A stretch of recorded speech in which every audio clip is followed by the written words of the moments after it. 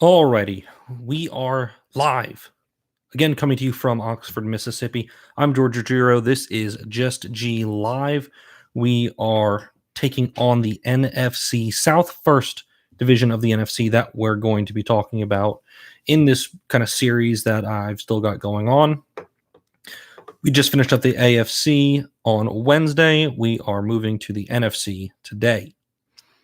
Now, let me just make sure that I have everything in order so I can do the best stream I can for you guys out there. All right, we already have one viewer. Hello, thank you for tuning in. Welcome to the stream. I'm just getting some last minute preparations put together.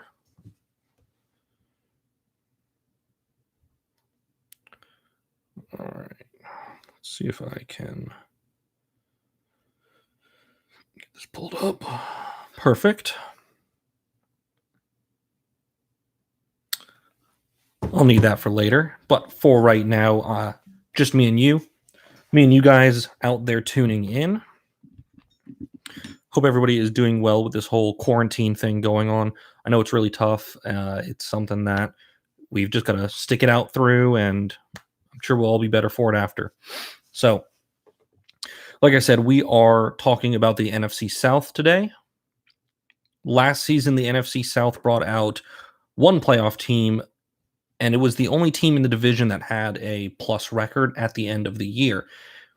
That's not very well boding for next season, but we will see how that turns out. That team was the New Orleans Saints. They went 13-3. They dominated the division, and they played really well up until the playoffs, where, again, it seemed as though disaster struck, and they were bounced pretty early on. They're followed up, I should say, by the Atlanta Falcons, who went 7-9, the Tampa Bay Buccaneers, who also went 7-9. The Falcons had the tiebreaker on that one, and the Carolina Panthers, who went 5-11. Now, I wanted to start the NFC with this division only because there was a lot of shakeup. A lot of things changed with a lot of the teams in this division, namely the bottom two teams. Now, both of those teams could get substantially better, but at the same time, they very well could kind of stay in this weird spot of where there's a lack of success. The Panthers got themselves a new head coach, a new coaching staff. They brought in former Baylor head coach Matt Rule, and they even brought in his new offensive coordinator is going to be Joe Brady. If you watched college football last season, he was the offensive coordinator at the Louisiana State University. They were prolific this year. Joe Burrow threw for 60 touchdowns. It was just a fantastic year for him, especially in the college ranks. But it will be interesting to see how they try and develop a scheme, develop something that'll work at the NFL level, especially with a team that has a lot of positions in flux. But for now, we are going to move on to the top end of the division. Let's see if we can give a couple seconds for anybody else to possibly join the stream. Oh, another viewer just there. Thank you for tuning in. If you guys have anything for me, please make sure you throw it up in the chat. I'll be taking a look there every so often, make sure that I'm communicating with you guys well. So we are going to move right along, get into the free agent and kind of off-season additions and changes. We're going to start with the top of the division last season with the New Orleans Saints.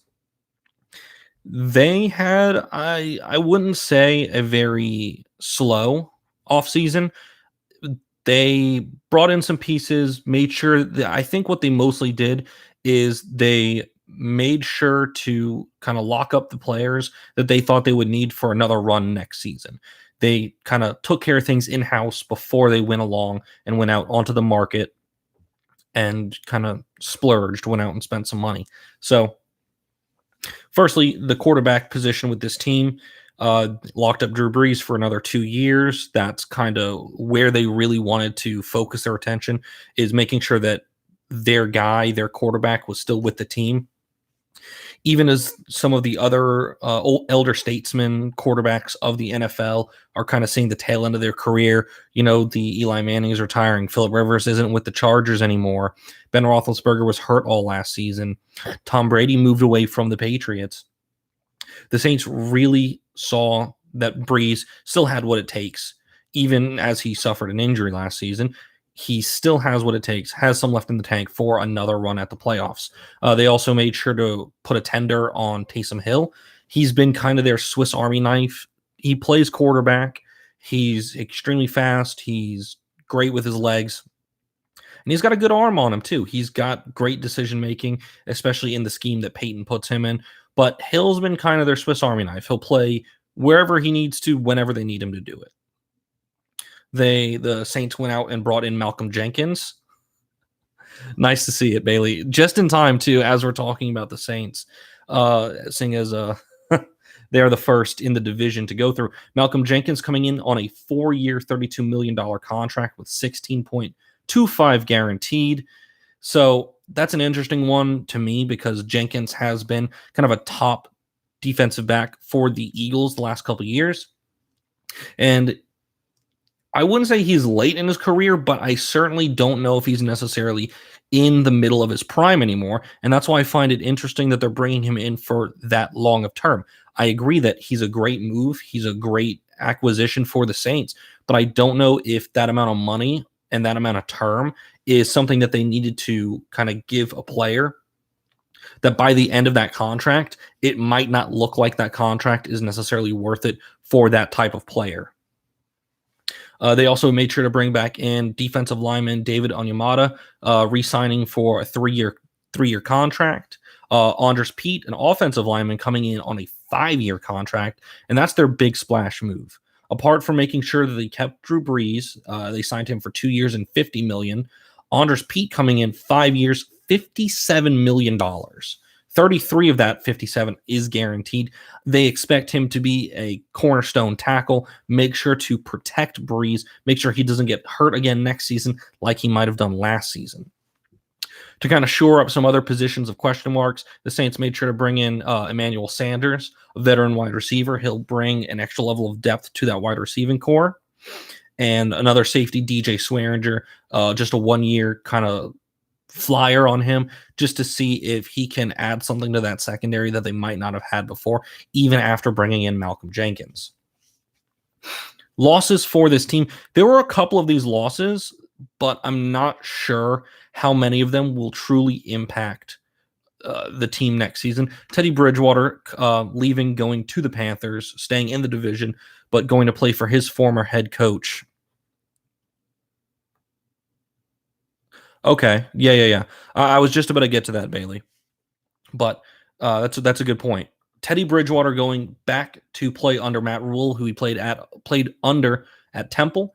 Wide receiver Ted Ginn Jr. is no longer with the team. He, as far as I know, just hasn't re-signed, if he's going to sign there at all. Emmanuel Sanders coming in kind of just negates that. If you ask me right now, Sanders is probably the better receiver anyway.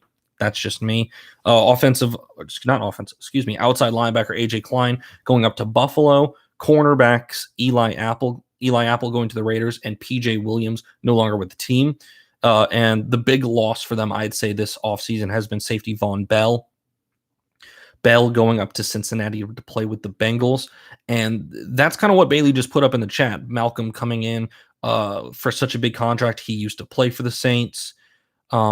He knows the scheme well, or at least he should, and he is a really good fit for this team with Von Bell leaving. Bell going after having been there for so many years and really kind of being their lockdown safety, their guy in the middle of that secondary towards the back end that there was never a question mark there. There was never going to be an issue of, do they have a safety? Do they have someone back behind the corners that's really going to make sure that if a wide receiver does burn a corner, and that did happen plenty of times with Eli Apple and some of these other corners, they would get burnt pretty frequently. And who would be there to stop them? Von Bell. With that in mind, I think most of these moves that the Saints have made, apart from, I'd say, Sanders for Ginn, I'd say Sanders, if you ask me, is an upgrade. Pete coming in, He'll be great for that offense. He'll be great to make sure that there's an extra layer of protection on that offensive line for your Drew Brees, for Alvin Kamara, for these guys that are going to be the playmakers for this team. Now, defensively, losing out on a linebacker, this draft is pretty well stocked with defensive playmakers as well as offensive playmakers. And I could see a defensive lineman or a linebacker of some sort coming into the Saints from this draft that could pretty easily replace AJ Klein. As for the corners leaving, I got into this with when I was talking about the Raiders.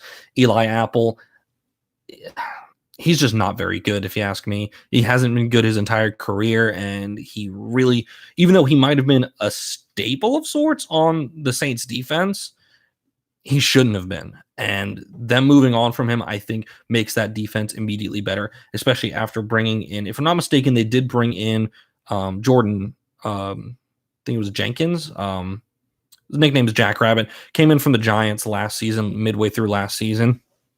But he's just a much better corner. And then I think Malcolm Jenkins is, if you ask me, Von Bell's very good at this point in their careers. I think Malcolm Jenkins is not necessarily a tier better. It's not as though they're going from a very good or an above average safety to an elite safety. I think they're kind of staying in that above average to very good range, but Jenkins is just a little bit better. Swearinger, again, coming in just to provide a little bit of depth in that secondary. I would expect the Saints to kind of keep it up, however, how well they played last season. I don't see them making many moves that have been detrimental to the team. And it's kind of something where there's just a high level of consistency with the team's construction as well as the coaching staff. So from there, we've got Atlanta. And if I'm being honest, I'm not sure what Atlanta's doing. I'm really not. I don't know if they're kind of tearing things down and starting a rebuild, or if they genuinely think some of the moves that they've made are good for this team.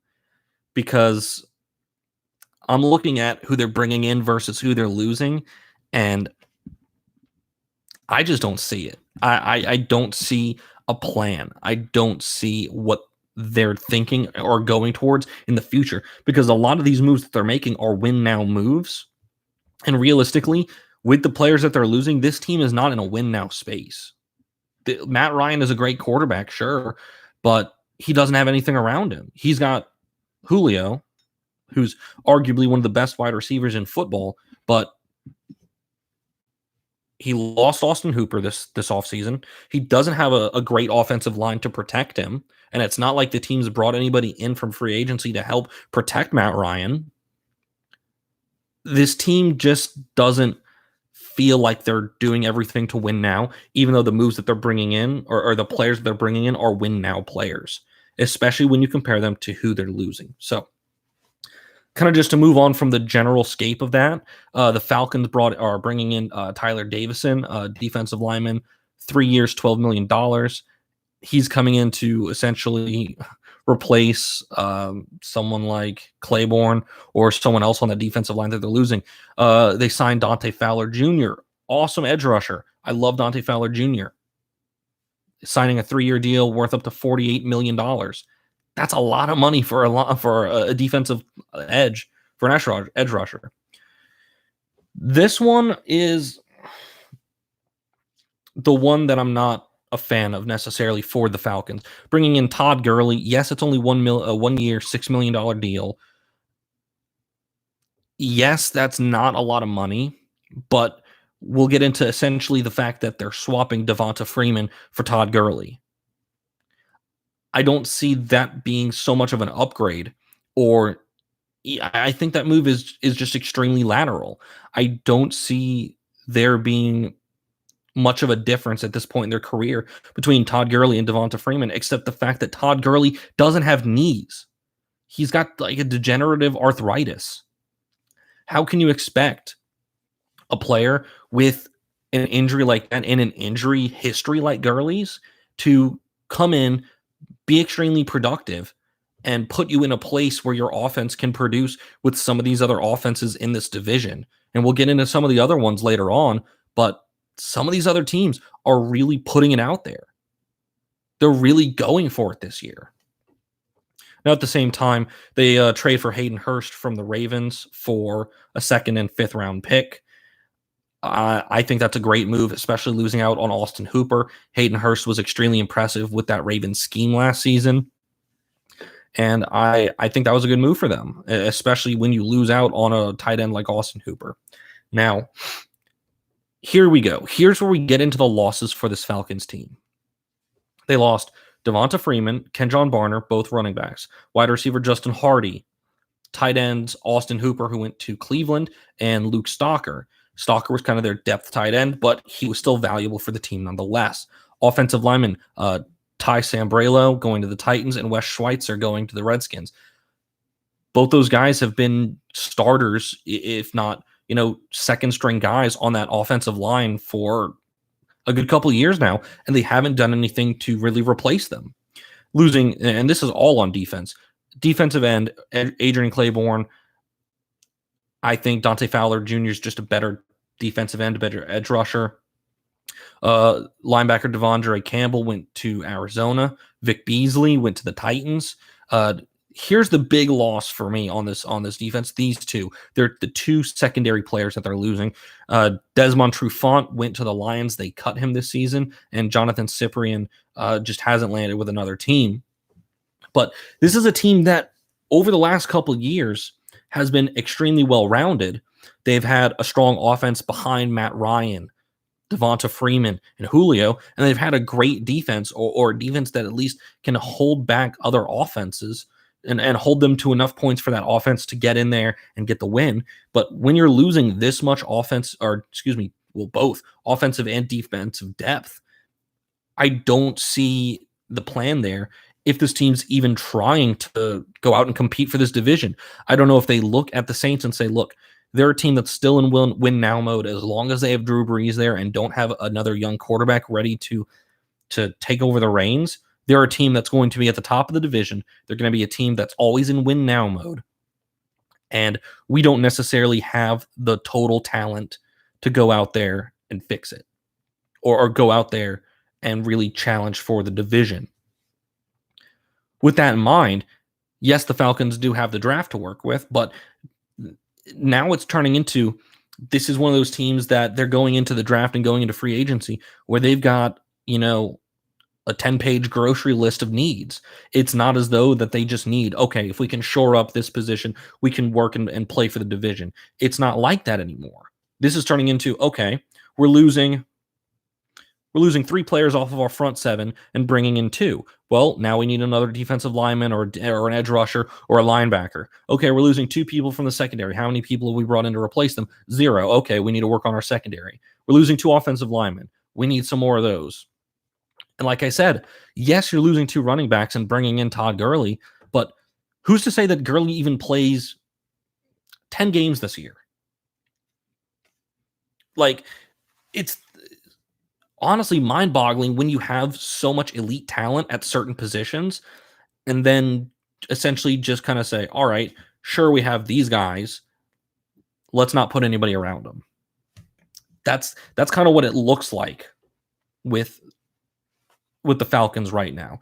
It's that they have elite talent on the offensive side of the ball and have had a defensive scheme and a defensive team up until this season that's been able to really get at opposing quarterbacks. And now I'm not sure that's the case anymore. So moving on to the Bucs, down at Tampa. This is arguably the most interesting team in the NFC South for me right now with this season because they're losing. In my opinion, this is turning out to be a lot of addition by subtraction. They haven't brought in a whole lot. They've re-signed and kind of re-upped guys that they've already had, made a couple additions that they thought would be really beneficial. And at the end of the day, it seems like the losses on the people that this team is losing out on is what's really going to make this team so much better. So the Bucks they franchise tag edge rusher Shaquille Barrett. Awesome defensive edge rusher. I'm going to save the big one for last. They bring in offensive lineman Joe Haig, just a 1-year deal. He'll definitely help that offensive line immediately. He'll step in. Signed linebacker Kevin Minter, re-signed Jason Pierre-Paul, who after injury concerns his first year in Tampa or first couple years in Tampa, I think he's been really good for this defense. He's been extremely disruptive in the backfield, and he's really helped this defense. And I know there are people out there, and just from having talked to them being some of my friends, that have looked at this Bucks team and say people are already hyping up this Bucks team just because they bring in Tom Brady. But there's a little bit more to the story there, and we'll get into that after I talk about all their additions and losses. So they also re-signed corner Ryan Smith, and they re-signed Ndamukong Suh for again another 1 year. And him, Pierre-Paul, and Shaquille Barrett, they've been awesome when they've all been on the field together. Now there have been injury concerns with Jason Pierre-Paul and Suh, but honestly, with them not signing for huge money deals, I mean, look, Suh coming in 1 year, $8 million. Bucks still have stuff to work with. Pierre-Paul, 2 years, $27 million for an edge rusher. They still have money to work with. Shaquille Barrett, franchise tag. They still have money to work with. And the big addition for this team, of course, how could I forget? They bring in Tom Brady, 2-year, $50 million deal, fully guaranteed with performance-based incentives. It also includes a no-trade clause and a no-tag clause. So essentially, Brady's locked in 2 years. That's it. Whether he decides to come back afterwards, that's to be seen. But the team doesn't have any control over that. So those are the additions for this team. And I just want to focus on some of these losses and see kind of how, in a way, beneficial some of these players not coming back to the Bucks could be. So they're losing out on their former number 1 overall pick, quarterback Jameis Winston, who last year had one of the most interesting seasons I could think of from an NFL quarterback. He goes out and throws over 5,000 yards, throws 30 touchdowns, but at the same time throws 30 picks, 30 interceptions. And we'll get into how that really affects the team when I talk about more how I see this team going forward. Losing out also on backup quarterback Blaine Gabbert. That's kind of a non-issue kind of thing. For the most part, Brady's been durable his entire career. He hasn't missed many games to injury. The Bucks are losing out Peyton Barber, running back, going to the Skins. Brashad Perriman going up to New York to play for the Jets. DeMar Dotson, an offensive lineman, is out. And defensive end Carl Nassib is going to the Raiders. Now, the loss of Nassib stings a little bit, and so does Dotson. But with Dotson, they kind of offset that with bringing in Haig. They could do to bring in a running back. I could certainly see this team. They definitely have the draft capital to go out there and get one of the great college running backs of last season if they really feel it's necessary. They could also shore up that offensive line some more. I mean, if they decide to bring in someone like a DeAndre Swift or an Clyde Edwards-Helaire, I could see that working out really well for this team. And then Perriman, I think Perriman is a kind of a big loss for this team. But again, they have the draft capital to go out there and get a wide receiver or two to shore up the depth at that position for this team. Now, this is where I think the big win for this team has been, and that's finally deciding to cut ties with Jameis Winston, who's kind of been a turnover machine his entire career. If I'm not mistaken, he's only been in the league 4 or 5 years, already has over 100 interceptions. That's ridiculous. And why this team was 7-9 last year. And normally for these streams, I try and do kind of minimal research. I kind of get what I have in front of me and just go from there. For this one, I thought to myself, because like I said, I was talking to some of my friends earlier about this, and they were all saying, look, don't think the Bucks are going to be great next year just because they bring in Brady, They don't have a team around him. I thought, what do you mean? They've got some great pieces around him. I think Mike Evans is probably a top 5 wide receiver in football right now. I'd say that's fair enough. O.J. Howard is a great tight end. So is Brait. He's got some weapons. His offensive line could use some work. Their running back room, again, they're losing out on Peyton Barber. Could use some work. And then I thought, well, what about their defense? Because defense is obviously extremely important, and they kind of got toasted last year. They really played poorly on defense, or at least that's what I thought going into doing some of this other research. I thought, Brady doesn't have a defense with him. With the Patriots, always has a defense. They might not succeed because of that. And then I did a little bit more digging. So, yeah, I'm going to the phone for this one. Let's see, team stats and rankings. Now, I'm going to just kind of focus on some like just their defensive stats. So, yards against defensively, number 15 ranked in the league. Okay, not great. Pass defense. Again, very middling. Attempts against and yards against towards the bottom. Interceptions. They only had 12 picks. 17th in the league. Yards against, 12th in the league. Very much in the middle. Then you get to their rushing defense, and it's completely different. Rushing defense, attempts against, only 4th in the league. 4th fewest in the league, because I think people started to learn it doesn't work. Yards, they only allowed 1,100 yards. That's the best in the NFL. Seventh amount of touchdowns, and worst yards against in the league. As in, teams were only running 3.3 yards against this Bucks defense. That's incredible. That's number 1 in the league. That's the best. Realistically, they had the best rushing defense in the NFL. And then here's the interesting thing about it, though. The average drive for other teams was other teams starting at their own 31-yard line. Other teams were having essentially an extra 5 to 10 yards apart from where they would normally start on the field on offensive drives. You know why? Because their quarterback threw 30 interceptions. Do you know how detrimental that is for a defense when it's essentially like the defense makes a stop, offense goes out there, boom, like that, defense back out on the field. 1, they're going to get gassed. 2, there's no way for them to not give up any yards when they're essentially playing red zone defense almost the entire game. Speaking of red zone defense, here we go with this. League rank. They gave up the 5th fewest third down based on third down percentage. Bucks have the 5th best in the NFL. Red zone percentage, 6th best in the NFL.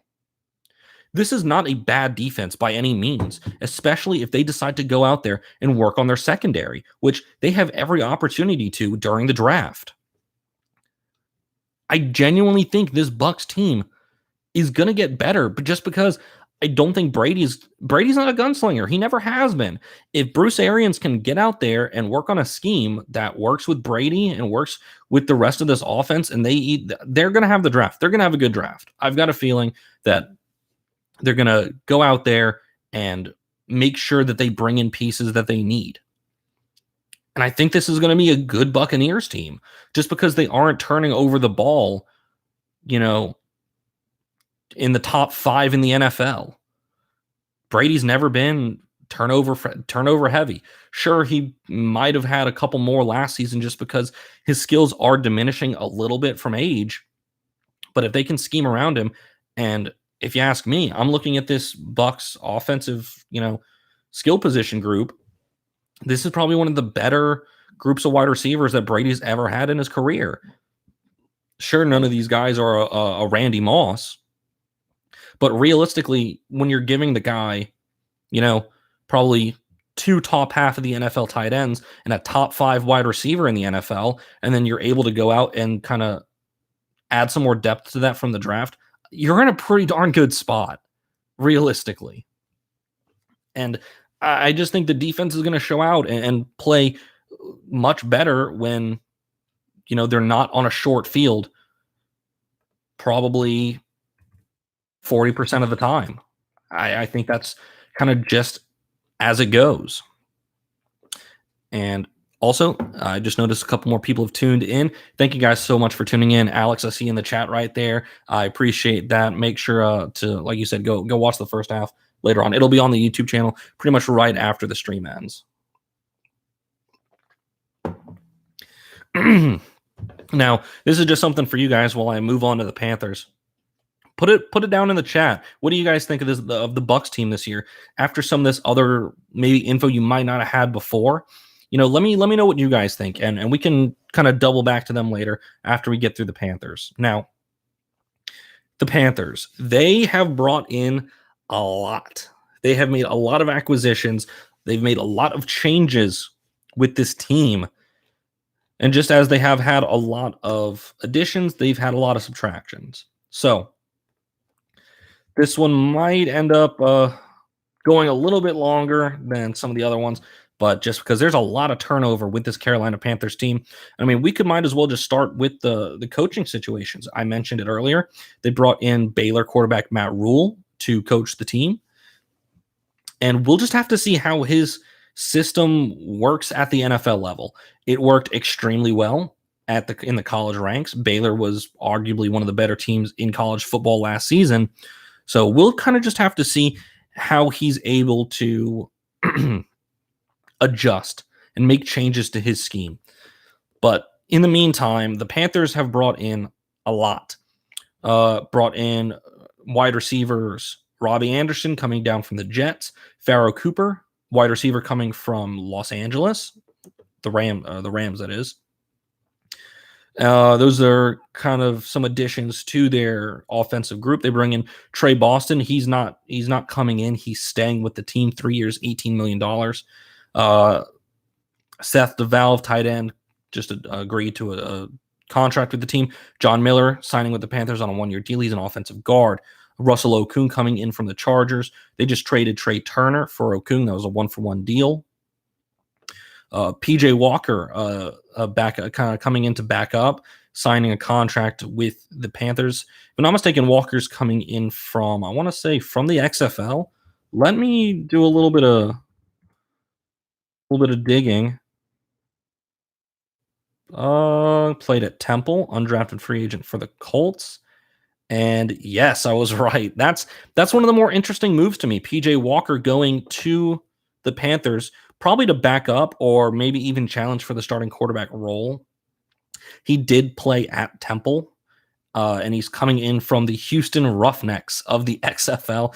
I think he played extremely well for the Roughnecks in the short time that the XFL was going on. I think it's kind of a great opportunity for guys that might have had a shot at an NFL career, maybe didn't put it all together in that time. They have another chance at professional football, and then they go out and prove themselves again and are now back in the NFL. I think that's just an awesome story. Defensive end Stephen Weatherly coming in for a 2-year deal. Tahir Whitehead, a linebacker, coming in on a 1-year deal. And if there's a player missing or someone that you know that I haven't said yet, yes, Teddy Bridgewater signing a 3-year, $63 million contract with the Panthers, 33 of that million guaranteed. I think that is, how do I put it? It's a risky acquisition. It's very risky for the Panthers, only because I don't necessarily know if Bridgewater is back to his former self. I don't know if, I'm sure the leg is healed. I'm sure he's fine. He's physically okay. He played for the Saints. He played well for the Saints at that. But this isn't, Vikings Bridgewater. He's not as mobile anymore. He physically can't be as mobile anymore. And I'm not sure how that'll work out in a Matt Rule offense. We'll just have to see. Bridgewater has played under Rule before. But again, that was a more mobile, a younger Teddy. Do I think he'll get the starting job over PJ Walker? Yes. I think Bridgewater is going to end up being the starter for the Panthers. And that's still a question mark to me. I don't know if he's back at starting NFL caliber just yet.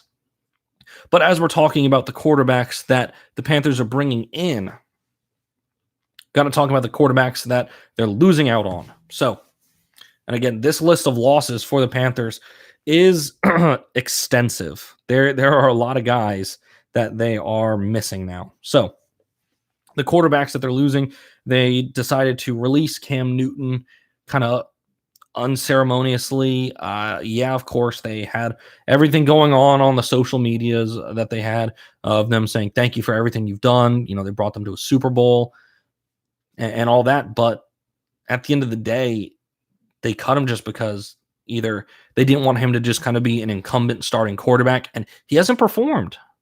It's simple as that. He has not performed to the level that they need him to over the last couple years. And I don't think there's any other way to put it. He's been hurt. He isn't as mobile anymore. We don't know. I mean, I'm sure he's still got the same arm strength that he has, but if he can't move around in the pocket and he can't shift around a defense, it's not the same quarterback. He hasn't adjusted his game to the way he needs to play now to be successful. And I don't know if he can. Just the way that he's played for so many years between his years at Auburn, where he just demolished the college ranks as a complete two-way quarterback. I'm hopeful. I hope he gets to another team. I like Cam Newton. I haven't seen anything that I don't like about him. Maybe what he wears in post-game or in pre-game, might want to rethink some of those things, but I just hope that he can find a spot where he can play football again and he can be successful. If I'm not mistaken, this was a trade. I believe the Panthers traded Kyle Allen to the Redskins. They're also losing wide receiver Chris Hogan. He's kind of a depth wide receiver guy. They're losing Greg Olsen. This is a longtime Panther leaving the team. It's almost like a changing of the guard in Carolina. Greg Olsen going up to Seattle to play with the Seahawks. As I said, Trey Turner was traded for Russell Okung. That's kind of, changing a strength for a weakness. Trey Turner is a guard. Okung is a tackle. I think that's a pretty good trade for both the Chargers and the Panthers. Another offensive guard leaving, Greg Van Roten going up to the Jets. Offensive lineman Darrell Williams, just one player going up to play in Buffalo. 3 of these Panthers players that are leaving go up to play in Buffalo for the Bills. If that doesn't show you that there's kind of been a change in the attitude about this Buffalo team, especially with Josh Allen at the quarterback position, I don't know what else does. The fact that now they're really able to bring in top-level free agents, I think that really should be very telling about how the outlook of that Bills team has changed and also how the outlook of, this Panthers team has changed. Defensive tackle Dontari Poe going to Dallas to play for the Cowboys. And this is another one where it's, in a way, shocking just how it happened and what happened. Linebacker Luke Kuechly has decided to retire. He decided that early in the offseason. He's just been hurt so many times through his career. He had so many concussions. He's taking his personal health and his life kind of at a higher value than his NFL career. And I can do nothing but commend him for that. I think it's important that players protect themselves before they decide to continue playing and risk their future health and safety. For him, it's been just concussion after concussion.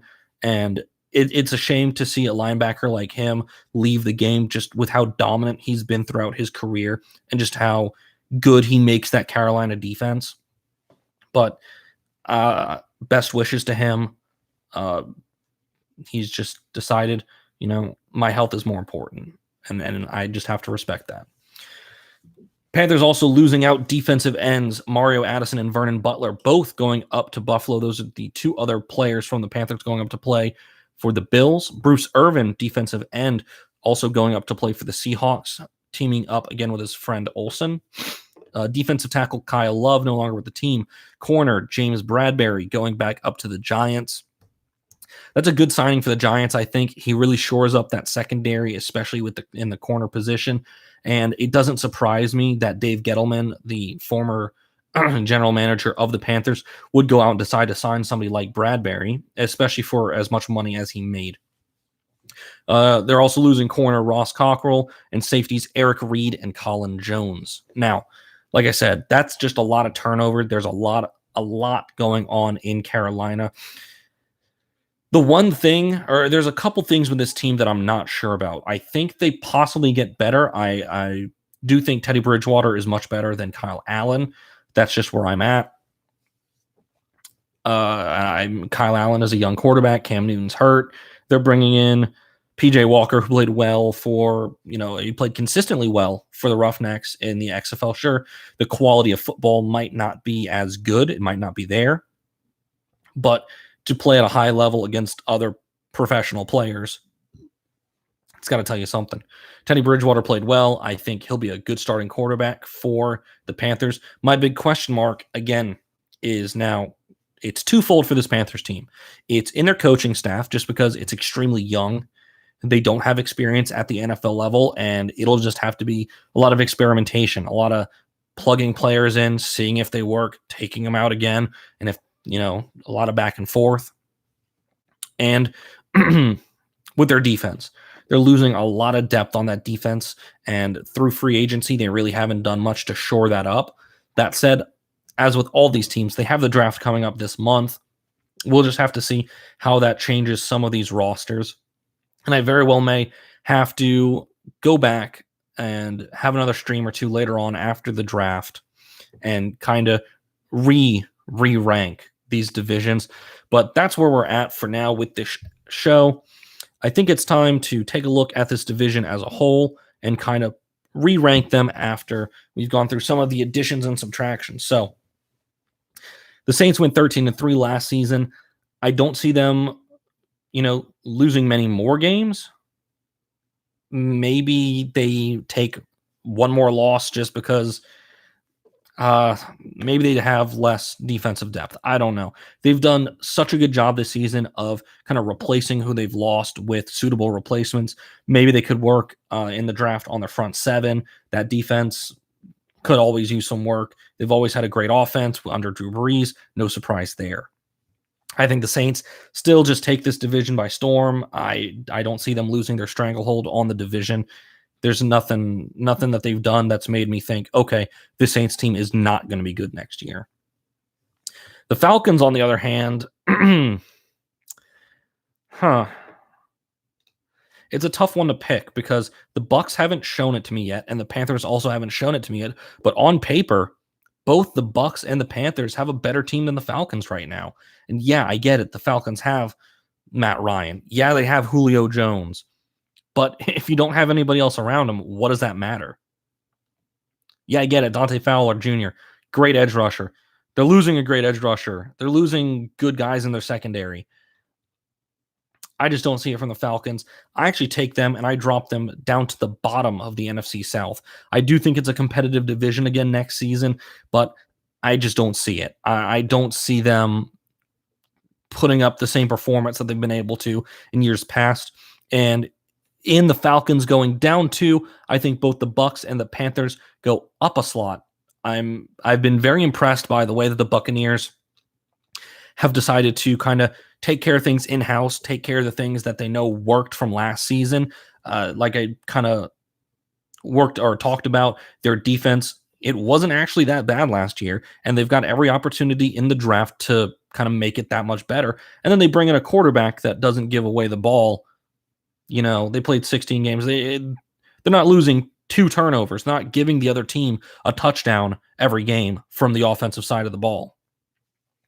And as for the Panthers, there are a lot of question marks with this Panthers team, but at the same time, talent-wise, I really do think that this team has a lot of talent. They're going to have a lot of offensive talent, and them bringing in guys on their defense like Whitehead and Weatherly.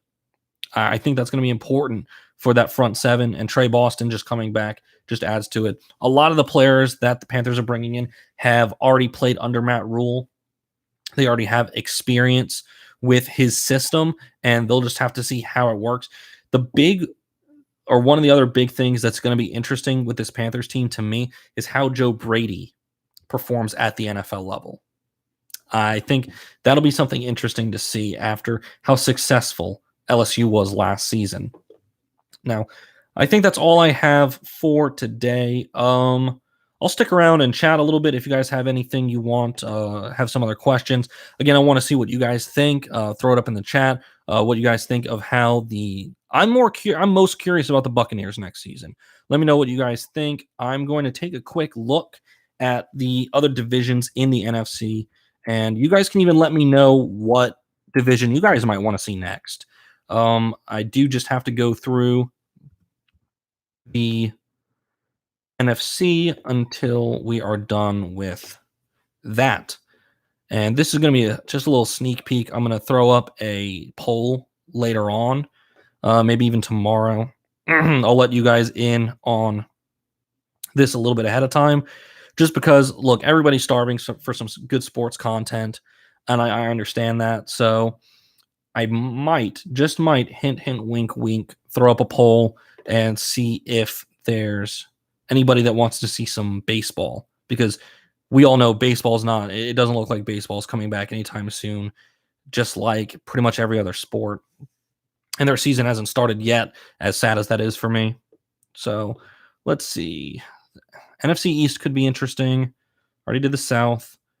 The West I see also getting very interesting. And so does the NFC North.